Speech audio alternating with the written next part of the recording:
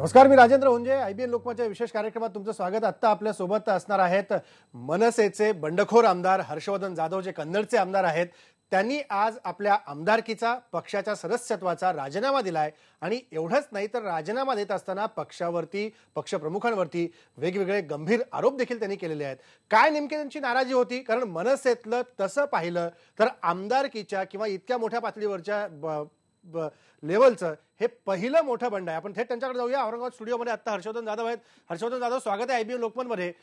आज पहिलं बंडाचं मोठं पाऊल मनसेमधलं तुम्ही उचललेलं आहे. पहिला बंडाचा झेंडा तुम्ही उगारलेला आहे. काय नेमकं कारण होतं? इतक्या गंभीरपणे तुम्ही पक्षावरती आरोप केले, पक्षप्रमुखांवरती आरोप केले आणि आमदारकी तर सोडलीच, पक्ष सदस्यत्वही सोडलं. गंभीर आरोप करण्याचा मानस माझा नव्हता, पण प्रश्न असा आहे की काय आहे किंवा काय झालं हे ज्यावेळेला मला विचारलं गेलं त्यावेळेला त्याच्या उत्तरामध्ये मी त्या ठिकाणी काही माहिती दिली, ज्याला आपण आता गंभीर आरोप असं म्हणतोय.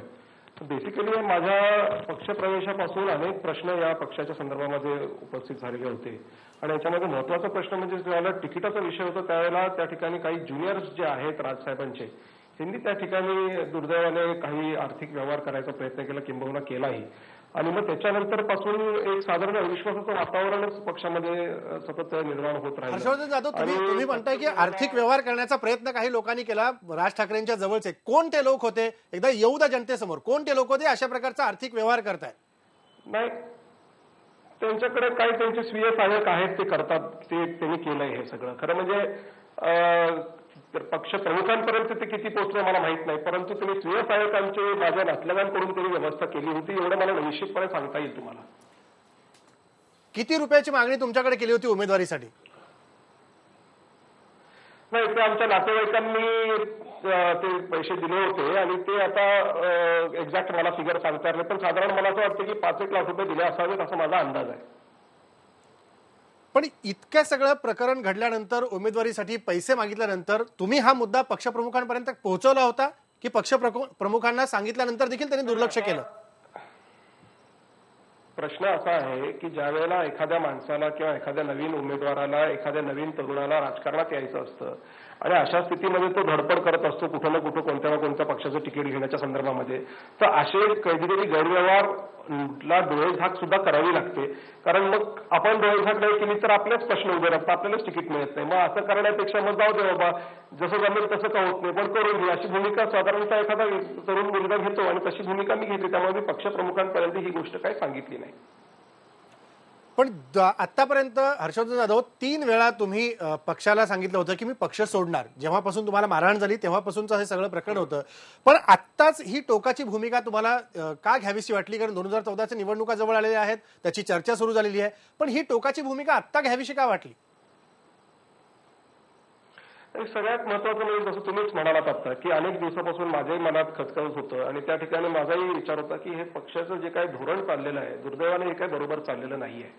आणि तुम्ही जसं सांगितलं की मारहाणीपासूनचा प्रश्न आहे, तर खरोखर मारहाणीपासूनचा जो प्रश्न आहे तर तो इतका गंभीर आहे की मारहाण ज्या वेळेला मला झाली त्यावेळेला राजसाहेबांनी औरंगाबादला मोठी सभा घेतली आणि मोठ्या सभा घेऊन त्या ठिकाणी गृहमंत्र्यांना वगैरे टार्गेट केलं. परंतु ज्यावेळेला त्याच्यानंतर इमिजिएट अधिवेशन आलं विधानसभेचं, त्या विधानसभेच्या अधिवेशनात मात्र मनसेनी ओपनिंग बॅट्समनशिप खेळली नाही असं मला या ठिकाणी तुम्हाला स्पष्टपणे सांगायचं आहे. म्हणजे माझा जो मारहाणीचा मुद्दा होता हा मुद्दा मनसेनी उचललाच नाही. हा मुद्दा उचलला दुसऱ्याच एका पार्टीने आणि त्या पार्टीने उचलल्यानंतर मग मनसेचे लोक त्याच्यात जॉईन झाले.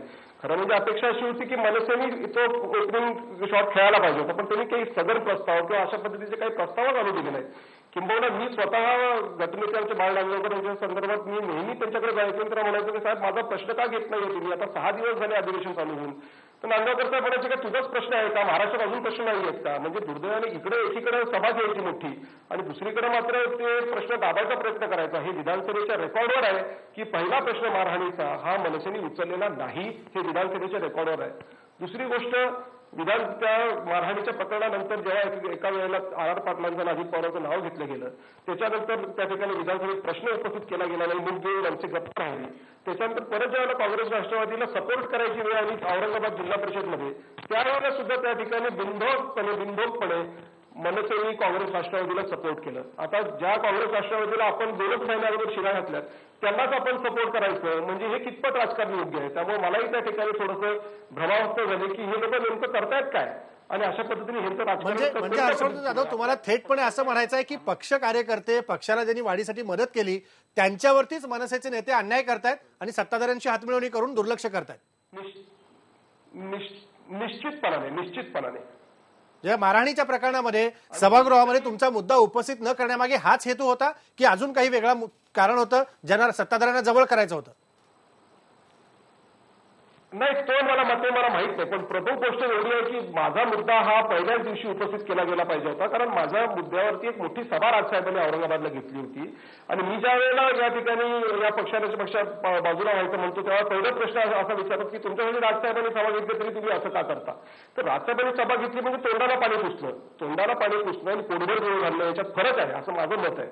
आणि त्या ठिकाणी खरं म्हणजे त्यांनी विधानसभेत तो प्रश्न उपस्थित करायला पाहिजे होता. विधानसभेत त्यांनी गाजावाजा करायला पाहिजे होता. विधानसभा डोक्यावर घ्यायला पाहिजे होती. विधानसभा डोक्यावर घेतली नाही, काही नाही. आणि इकडे मात्र आपलं काहीतरी दाखवून शोवी करून फटाके फोडून मोकळे झाले. त्यामुळे त्याच्यामध्ये नेमकं त्यांचं काय बरोबर होतं मला माहित नाही, पण निश्चित स्वरूपाने माझ्यावर अन्याय झाला एवढं मात्र खरं आहे. म्हणजे ज्या वेळेला तुम्ही म्हणालात की शिवसेनेने सगळ्यात पहिला मुद्दा हा तुमच्या मारहाणीच्या संदर्भातला विधिमंडळामध्ये उपस्थित केला, विधानसभेच्या सभागृह चालू असताना उपस्थित केला. मनसेचे गटनेते बाळा निंबाळकर तुमच्या मुद्द्याकडे दुर्लक्ष करत होते, याचा अर्थ आपण काय घ्यायचा? मनसेकडे संघटन कौशल्य व्यवस्थित नाहीये, मनसेकडे माणसं हाताळण्याची ताकद व्यवस्थित नाहीये, की मनसेकडे ह्या गोष्टी पुढे रेटायच्याच नाहीयेत असं त्यांचा स्वार्थीपणा त्यांच्याकडे आहे? नाही, बेसिकली मला असं वाटतं की नेतृत्व गुणाचा अभाव आहे. ज्या पद्धतीने करिस्मॅटिक पर्सनॅलिटी राजसाहेबांची आहे त्यामुळे माझ्यासारखे बरेच तरुण त्यांच्याकडे गोळा झाले होते आणि गोळा होतात. तर ह्यांचं भ्रमनिरास मंत्र होतो, कारण त्या ठिकाणी ही मंडळी नेतृत्व गुणात कमी पडतात. त्या ठिकाणी पक्षाचा आमदार मार खातोय आणि तुम्ही सभा घेताय त्याच्यानंतर, मग त्याच्यानंतर पक्षाचं कर्तव्य आहे की विधानसभेत आवाज उठवणं. मग पक्ष जर विधानसभेत मुद्दा गप्प बसतो तर मग सभा कशाला घेतली? सभा ज्या अर्थी घेतली त्या अर्थी मी तुम्हाला विधानसभेत बोललंच पाहिजे होते. विधानसभेत एक शब्दही तोंडातून चकार शब्द सुद्धा काढला नाही. जेव्हा सगळे पक्ष उठले, शिवसेना उठली, काँग्रेस उठली, किंबहुना राष्ट्रवादीचे सुद्धा बरेच आमदार उठले, अशा स्थितीमध्ये मग मनसेने जाऊन सपोर्ट केला. त्यामुळे निश्चितपणे नेतृत्व गुणाचा अभाव यांच्यामध्ये आहे. सगळ्या कार्यकर्त्यांना सोबत घेऊन एखाद्या आपल्या मुलावर त्रास झाला तर आपण त्याच्या त्याच्यासाठी धावून गेलो पाहिजे. अशा पद्धतीची जी तोंड देखलेपणाची त्यांची आयडिया आहे ही चुकीची आहे. खरी आयडिया त्यांची त्या ठिकाणी सपोर्ट करण्याच्या संदर्भात दिसत नाही. कारण तशी असती तर मला 100% विधानसभेचं अधिवेशन मार्चमध्ये सुरू झाल्या पहिल्याच दिवशी स्थगन प्रस्ताव म्हणून मनसेने विधानसभा डोक्यावर घेतली असती. मला सांगा की ही जी भूमिका मनसेने तुमच्या संदर्भात घेतलेली तुम्ही स्पष्टपणे तुमच्या आरोपांमधनं मांडताय, का असं घडलं? मुळात राज ठाकरेंनाच तुमच्या या सगळ्या मारहाणीकडे फक्त केवळ दिखावा म्हणून बघायचं होतं की इतर नेत्यांना त्याकडे बघायचंच नव्हतं म्हणून त्याला दुर्लक्ष केलं गेलं? मी परत सांगतोय की मी त्यांच्यावर आरोप करत नाहीये. मला तुम्ही माहिती विचारताय, मी माहिती तुम्हाला सांगतोय आणि जी माहिती मी तुम्हाला सांगतोय ही विश्वसनीय आहे की नाही या संदर्भात तुम्ही विधान भवनात सुद्धा चौकशी करू शकता.